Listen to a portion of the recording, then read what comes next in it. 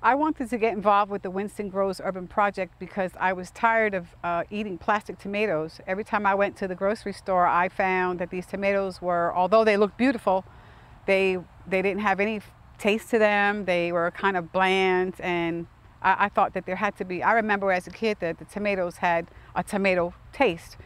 So I wanted to get involved with tomatoes that tasted better, vegetables that were cleaner. Not all vegetables look the same, which I thought was kind of odd that all the vegetables look the same in the store, and I know different.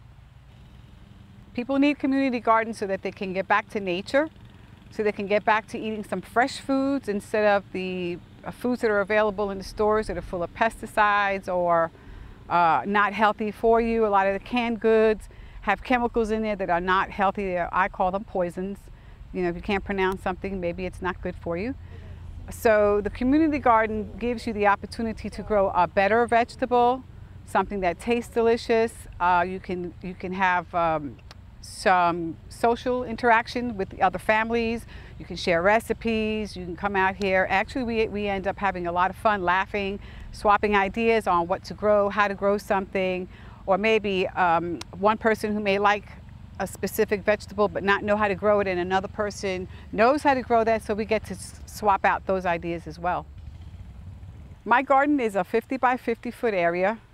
We have a variety of vegetables growing here. We try very hard for the organic versions of them by using natural things like flour and cayenne pepper as a pesticide instead of a pesticide poison. The families that are involved they're diverse. We have some that are young parents, some that are elderly who have, who have plenty of time on their hands and no jobs. We have some that are students. There are also different nationalities as well. Before the community garden, I was 20 pounds heavier. I was not feeling very well, kind of lethargic, didn't get to move around too much. One of the reasons was because of the foods that I was eating and all those pesticides I keep telling you about. They were affecting my health. I was making poor choices in food. Some of the foods I found out later on had additives that make you crave to eat the food that's not good for you. I was kind of complaining to somebody else. They turned me on to the community garden idea. I went on to Craigslist actually and put in a little ad out asking for someone to donate some land. And of course the lady where we are now, she donated some land so that we can do our community garden project. And since then, I have, because of working in the garden and doing more exercises and eating healthier, I've lost 20 pounds. That inspired me to open up a nutrition club. So I now have a nutrition club, and I try to educate people on making better choices for foods, the importance of growing your own vegetables, and getting healthier, living a healthier lifestyle.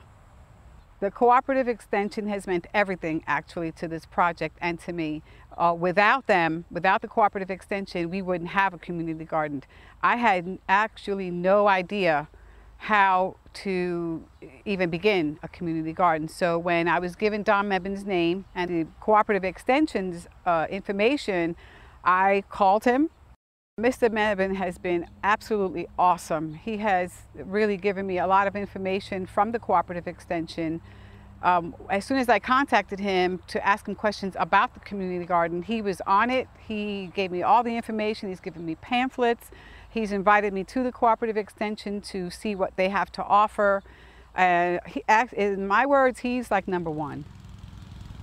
He's number one. I would really encourage anybody who's got an interest in eating healthy or who likes to garden in any way to get involved in a community garden so that you can teach other people what you do know or learn something that you didn't know. And I think that's the most important thing for us. I knew nothing about a garden, and now I know a little bit. And next year I'll know a little bit more, and hopefully in 5 years I'll know a ton. I'll be able to teach a whole bunch of people and a whole bunch of kids maybe.